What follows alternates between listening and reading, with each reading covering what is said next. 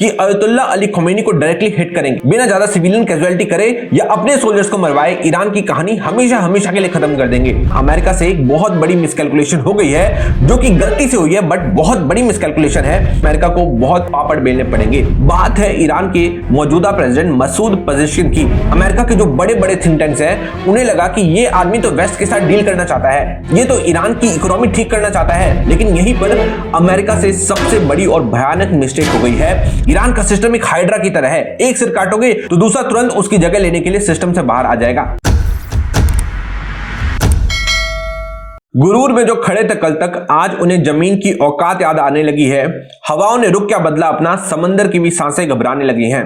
दोस्तों, middle east में भड़की युद्ध की आग अब दुनिया के सबसे ताकतवर देश तक भी पहुंच चुकी है और ग्राउंड पर अब वो हो रहा है जो अमेरिका ने कभी एक्सपेक्ट भी नहीं किया था। जी हां, 6 अमेरिकन सोल्जर्स मारे जा चुके हैं। ऑपरेशन एपिक फ्यूरी के बीच अमेरिका को अपनी पहली और सबसे बड़ी कैजुअलिटी झेलनी पड़ रही है। इसके अलावा 18 अमेरिकन सोल्जर्स बुरी तरह जख्मी हैं। ये हवाई बातें नहीं है दोस्तों, ये अमेरिका के पेंटागन की ऑफिशियल रिपोर्ट्स में आपको बता रहा हूं। अब देखो, अमेरिका ने एक्सपेक्ट क्या किया था। अमेरिका का प्लान ये था कि अयतुल्ला अली खमीनी को डायरेक्टली हिट करेंगे, बिना ज्यादा सिविलियन कैजुअलिटी करे या अपने सोल्जर्स को मरवाए ईरान की कहानी हमेशा हमेशा के लिए खत्म कर देंगे। लेकिन दोस्तों, मुझे लगता है कि यहां अमेरिका से एक बहुत बड़ी मिसकैलकुलेशन हो गई है, जो कि गलती से हुई है, बट बहुत बड़ी मिसकैलकुलेशन है। अब इस मिसकैलकुलेशन को ठीक करने में अलग से अमेरिका को बहुत पापड़ बेलने पड़ेंगे। इसलिए पूरी वीडियो को ध्यान से देखना और साथ ही मैं आपसे पाकिस्तान की बात करूंगा, उनकी असली औकात आपको दिखाऊंगा कि कैसे वहां उनके लोगों को सड़कों पर कुत्ते बिल्ली की तरह मारा जा रहा है और कोई पूछने वाला तक नहीं है। इसलिए वीडियो को ध्यान से देखते रहना लास्ट तक। दोस्तों, मेरा नाम है आशुतोष और आप देख रहे हैं द ग्लोबल रिपोर्ट। देखो यहां पर CNN क्या रिपोर्ट कर रहा है। No warning, no siren, 6 US service members killed in Iranian strike that hit makeshift operation centre in Kuwait. अब हुआ यहां पे ये है कि कुवैत के सुएबा पोर्ट पर, ये लोकेशन है इसकी, अमेरिका का एक बहुत टैक्टिकल ऑपरेशन सेंटर है। ये वो जगह है जहां से अमेरिका अपने लॉजिस्टिक्स और मिसाइल डिफेंस को कंट्रोल करता है। यहीं पे दोस्तों ईरान ने डायरेक्टली स्ट्राइक कर दी। अब हैरानी की बात यह है कि स्ट्राइक कैसे हुई, इनिशियली किसी को पता ही नहीं चला। अमेरिका जो पूरी दुनिया में ढिंडोरा पीटता है कि हमारे पास दुनिया के सबसे एडवांस रडार है, सबसे बेहतरीन एयर डिफेंस सिस्टम है, वो धरा का धरा रह गया। दोस्तों, ये पूरा का पूरा ऑपरेशन सेंटर फोर्टिफाइड है, वहां पैट्रियट मिसाइल बैटरीज तैनात हैं, लेकिन उसके बाद भी यहां पे ना कोई सायरन बजा, ना कोई अर्ली वार्निंग मिली, ना ही किसी टाइप का सिग्नल मिला और सीधा तबाही मच गई, जो कि एक बहुत बड़ी बात है।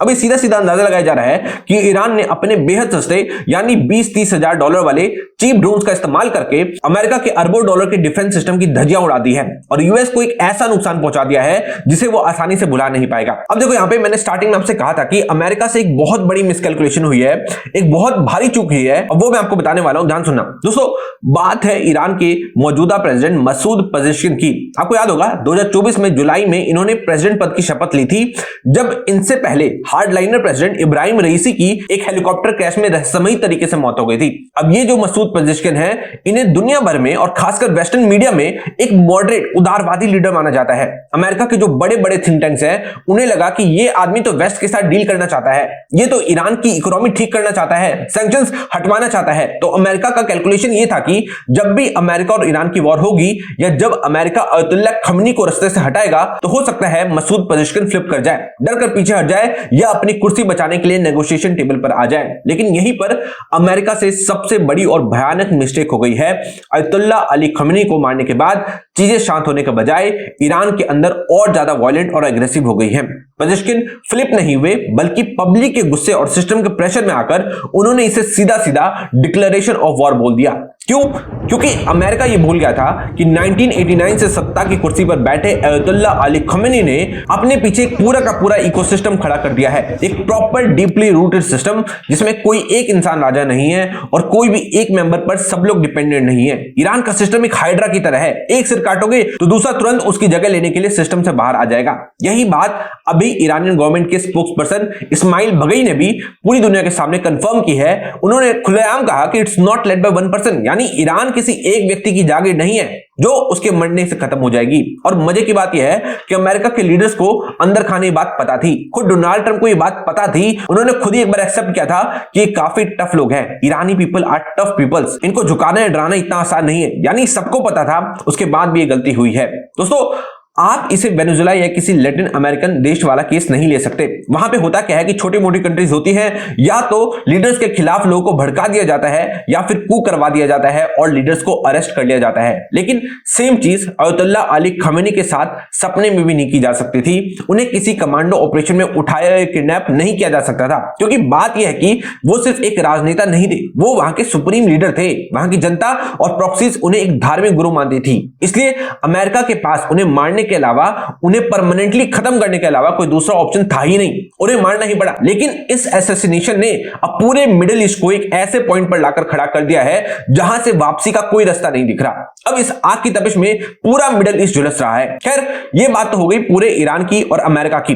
अब मैं आपको बताने वाला हूं एक ऐसा केस। आपने एक कहावत सुनी होगी कि बेगानी शादी में अब्दुल्ला दीवाना। अब सेम केस पाकिस्तान के साथ है। अब मैं आपको वो दिखाऊंगा और साथ ही मैं आपको बताऊंगा कि पाकिस्तानियों की क्या औकात है, कैसे उन्हें उनके ही देश में सड़कों पर कुत्ते बिल्ली की तरह मारा जा रहा है। दोस्तों, हुआ यह है कि जैसे ही ईरान में अयतुल्ला अली खमेनी की मौत की खबर आई, पाकिस्तान के अंदर भयंकर प्रोटेस्ट शुरू हो गए। कराची से लेकर इस्लामाबाद तक हजारों की हिंसक भीड़ सड़कों पर उतर गई और यह भीड़ सीधे अमेरिकन एम्बेसीज और कॉन्सुलेट की तरफ बढ़ने लगी। लेकिन भीड़ ने यह नहीं सोचा था कि आगे क्या होने वाला है। जैसे ही ये लोग एम्बेसी के पास पहुंचे, अमेरिकन एम्बेसी की सिक्योरिटी और यूएस मरीन्स ने बिना कोई परवाह किए सीधे अटैक कर दिया। ये वीडियो वहीं की है, पूरी वीडियो नहीं पाऊंगा। भीड़ पर सीधा लाइव फायरिंग की जा रही है। इन विजुअल्स को ध्यान से देखोगे तो कहीं पे भी आपको पाकिस्तानी पुलिस नहीं दिखेगी, ना ही पाकिस्तानी एम्बुलेंस दिखेगी। बस लोग जा रहे हैं अमेरिकन एम्बेसी की तरफ, अंधाधुंध बढ़ रहे हैं और गोलियों से छलनी होकर वापस आ रहे हैं। सड़कें खून से लाल हो चुकी हैं। ना इनका कोई यहां बचाने वाला है, ना ही कोई इनका हाल पूछने वाला है। पाकिस्तान की सरकार या वहां की आर्मी, किसी की हिम्मत नहीं है कि वो अमेरिका से सवाल पूछ ले, ना ही कोई नेगोशिएशन करने वाला है और इनको बस बेरहमी से मारा जा रहा है। तो दोस्तों, ये है असली औकात पाकिस्तानियों की।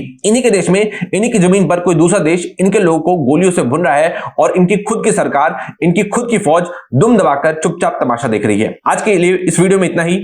आगे जो भी अपडेट होगा मैं आपको बताऊंगा। मिलता हूं नेक्स्ट वीडियो में। जय हिंद, वंदे मातरम।